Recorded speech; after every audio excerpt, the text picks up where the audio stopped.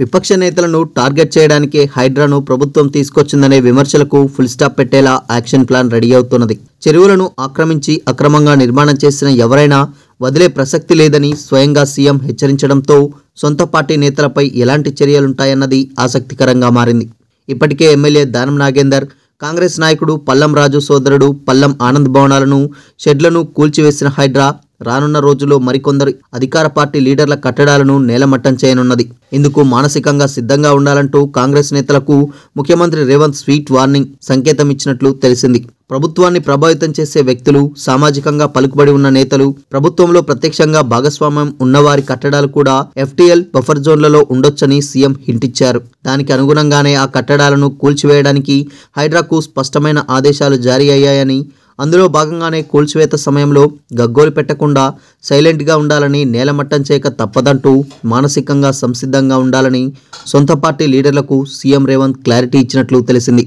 అందులో భాగంగానే ఓ ఎమ్మెల్సీ తనంతట తానుగా స్వచ్ఛందంగా ముందుకొచ్చి ఇప్పటి హైడ్రా నిబంధనలకు విరుద్ధంగా తనకు సంబంధించిన కట్టడాలు ఉంటే కూల్చేసుకోవచ్చని వాలంటీర్గా ఆఫర్ ఇవ్వనున్నట్లు సమాచారం. అప్పటి నిబంధనల ప్రకారం అన్ని రకాల అనుమతులు తీసుకొని భవనాన్ని కట్టినా ఇప్పుడు హైడ్రా దృష్టిలో అవి చట్టవిరుద్ధంగా మారినందున తదనుగుణమైన చర్యలు తీసుకోవడానికి అభ్యంతరం లేదనే ఆఫర్ ఇవ్వడానికి రెడీ అవుతున్నట్లు తెలిసింది. రానున్న రోజుల్లో మరికొందరు కూడా ప్రభుత్వానికి సహకరించేలా, మిగిలిన వారికి ఆదర్శంగా ఉండేలా ప్రకటనలు చేసే అవకాశం ఉన్నది. ఇప్పటికే సొంత పార్టీకి చెందిన ఏ లీడర్ల ఫామ్ హౌస్లు, గెస్ట్ హౌస్లు, విల్లాలు, విలాసవంతమైన భవనాలున్నాయో సీఎం దృష్టికి వెళ్ళినట్టు చర్చ జరుగుతున్నది. అక్రమ నిర్మాణాలు సొంత పార్టీ లీడర్లైనా, ఇతర పార్టీలకు చెందిన వారినైనా ఒకే నిబంధన అనే మెసేజ్ను ప్రభుత్వం పంపాలనుకుంటున్నది. అందులో భాగంగానే కూల్చివేతల సమయంలో హైడ్రాకు ప్రభుత్వానికి వ్యతిరేకంగా వ్యవహరించవద్దంటూ సొంత పార్టీ లీడర్లకు సీఎం సున్నితంగానే అర్థం చేయించినట్లు తెలిసింది. సిటీ శివార్లో ఉన్న జంట జలాశయాలు పరిధిలో చాలా మంది కాంగ్రెస్ లీడర్లకు చెందిన ఫామ్ హౌస్లు ఉన్నాయంటూ ఇటీవల విపక్ష నేతల విమర్శలతో పాటు సోషల్ మీడియాలో ఫోటోలు, వీడియోలు దర్శనమిస్తున్నాయి. ఆ నిర్మాణాలన్నీ ఎఫ్టీఎల్ బఫర్ జోన్లోనే ఉన్నాయని ఆ పోస్టింగ్లు విమర్శల ఉద్దేశం. వాటిని కూల్చివేయాలని ఆ రూపంలో ప్రభుత్వంపై ఒత్తిడి తెస్తున్నారు. హైడ్రాకు కూడా సవాల్ విసురుతున్నారు. ఇంతటితోనే ఆగకుండా ఆధారాలతో సహా హైడ్రా కమిషనర్ ఆఫీస్కు ఫిర్యాదు చేస్తున్నారు కొందరు విపక్ష లీడర్లు. ఎవరి ఫామ్ హౌస్లు నిబంధనలు చట్టవిరుద్ధంగా నిర్మించారనే కోణంలో హైడ్రా అధికారులు సమాచారాన్ని సేకరించే పని మొదలుపెట్టారు. మరోవైపు సొంత పార్టీ లీడర్లు కూడా ఈ విమర్శల వెలుగులో అక్కడ కట్టుకున్న భవనాల వివరాలను సీఎం రేవంత్ రెడ్డికి అందజేసినట్లు సమాచారం. అక్రమ నిర్మాణాల తొలగింపు విషయంలో పార్టీలకు అతీతంగా వ్యవహరించాలన్నదే ప్రభుత్వ ఉద్దేశమైనందున కూల్చివేతకు ఇవి మినహాయింపు కాదని కాంగ్రెస్ లీడర్లకు సీఎం కాస్త వివరంగానే అర్థం చేయించినట్లు తెలిసింది.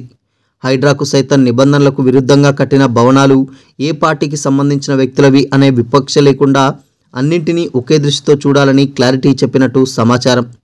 సొంత పార్టీ లీడర్లకు సైతం అక్రమ నిర్మాణాల కూల్చివేతల విషయంలో పార్టీలు తేడా ఉండదని, అక్రమ నిర్మాణాలు ఏవైనా కూల్చేయక తప్పదని నిశ్చితమైన అభిప్రాయాన్ని సూటిగానే చెప్పినట్లు తెలిసింది.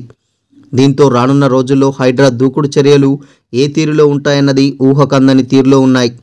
రాజీపడే ప్రసక్తే లేదంటూ శ్రీకృష్ణుడి ఉపదేశమే స్ఫూర్తి అంటూ భగవద్గీత సాక్షిగా సీఎం రేవంత్ రెడ్డి కమెంట్ చేయడం గమనార్హం.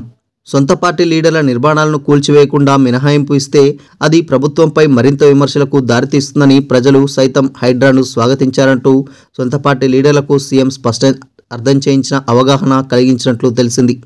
సొంత పార్టీ లీడర్ల కట్టడాలు సైతం నేలమట్టం అయ్యాయనేది ప్రభుత్వ నిష్పక్షపాత విధానానికి ప్రతీకగా మాత్రమే కాక విపక్ష విమర్శలకు చెక్ పెట్టేందుకు, ప్రజల్లో వారి కమెంట్లు పల్చబడేందుకు దోహదపడుతుందనేది సీఎం ఉద్దేశమని కాంగ్రెస్ నేత ఒకరు వ్యాఖ్యానించారు. హైడ్రా వ్యవస్థపై ప్రభుత్వం తీసుకున్న నిర్ణయాన్ని మేధావులు, పర్యావరణవేత్తలు, స్వచ్ఛంద సంస్థలు, విశాల సెక్షన్ ప్రజలు స్వాగతించినందున వారి సహకారంతో రానున్న రోజుల్లో మరింత మోడల్ పాలసీలను రూపొందించాలని ప్రభుత్వం భావిస్తున్నది.